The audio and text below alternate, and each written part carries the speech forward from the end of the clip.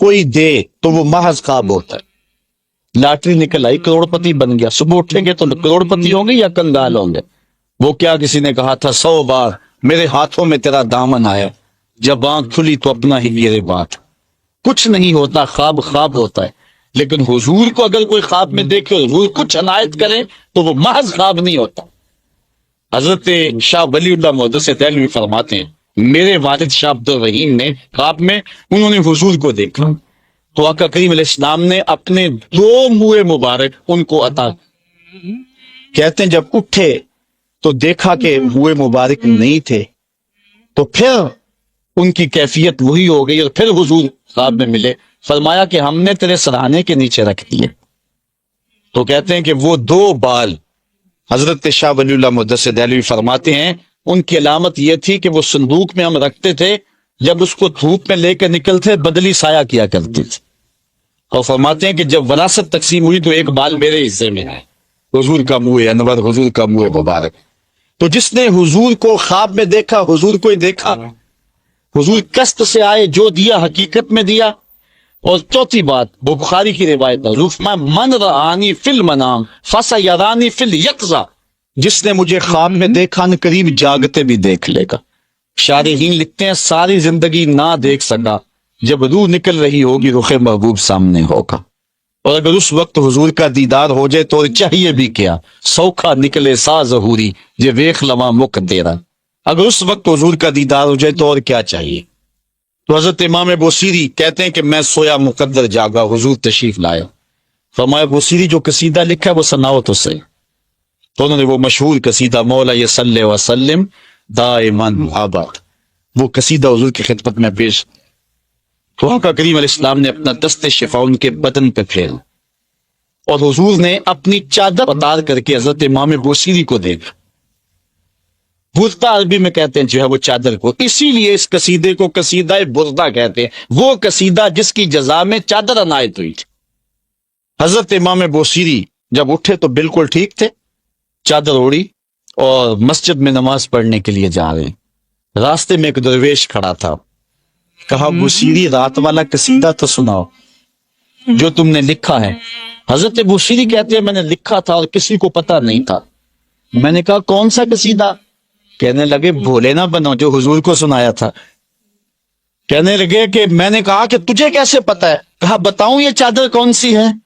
اللہ اکبر! تو امام بوصیری رحمت اللہ تعالی علیہ نے حضور علیہ السلام پر یہ درود لکھا، مولا صلی وسلم دائما ابدا، اور یہ جزا پائے۔ حضرت سید محمد بن سلیمان رحمت اللہ تعالی علیہ ایک بزرگ گزرے ہیں، یہ 708 ہجری میں پیدا ہوئے تھے۔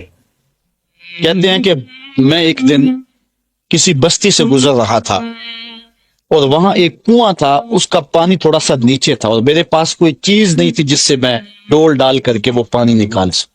میں متحیر کھڑا تھا، ساتھ ہی ایک شکستہ سا کچا سا مکان تھا، اس مکان کے اوپر ایک چھوٹی عمر کی لڑکی کھڑی تھی۔ مجھے کہنے لگی کہ آپ پریشان ہیں؟ میں نے کہا ہاں بیٹے، مجھے پریشانی یہ ہے کہ میں نے وضو کرنا اور نماز پڑھنی ہے اور وقت جا رہا ہے اور یہ پانی بہت نیچے ہے، اگر تم کچھ میری مدد کر سکتی ہو تو ضرور کر۔ وہ چھت سے نیچے آئی اور اس نے آ کے اپنا لعاب اس کنویں میں پھینکا۔ حضرت شیخ سید محمد بن سلیمان فرماتے ہیں کہ میں نے دیکھا کہ یکا یک کنویں کا پانی اچھل کے کناروں تک آ گیا اور بہنے لگا۔ میں نے جلدی سے وضو کیا اور پھر میں نے اس لڑکی کو کہا میں تجھے اللہ کا واسطہ دیتا ہوں، تو مجھے بتا کہ تیرے پاس ہے کیا کہ تیرے لب کے ڈالنے سے یہ پانی اچھل کے اوپر آ گیا۔ اس لڑکی نے مجھے کہا کہ یہ جو مرتبہ مجھے ملا ہے، بے کثرت الصلاۃ علی من کان اذا مشى فی البر تعلقت الوحوش باذیالہ، یہ مرتبہ میں اس پر درود پڑھ کے حاصل کیا ہے جب وہ جنگل سے گزرتے تھے تو جو جانور تھے قدموں سے لپٹ جاتے تھے، میں ان پر درود پڑھنے کی برکت سے جو ہے وہ یہ مرتبہ حاصل کیا ہے۔ حضرت سید محمد بن سلیمان کہتے ہیں کہ پھر میں نے ارادہ کر لیا کہ میں ساری زندگی حضور علیہ السلام پر درود پڑھتے ہوئے اور درود لکھتے ہوئے گزاروں گا۔ پھر انہوں نے مشہور زمانہ کتاب جس کو اہل علم اور اہل تصوف دلائل الخیرات کے نام سے جان، جس کی متعدد شروحات میں لکھی گئی، وہ کتاب انہوں نے تصنیف کی. اور اس کتاب کی خصوصیت یہ ہے کہ جو شخص اس کتاب کو باقاعدگی کے ساتھ پڑھے اس کو حضور کا دیدار نصیب.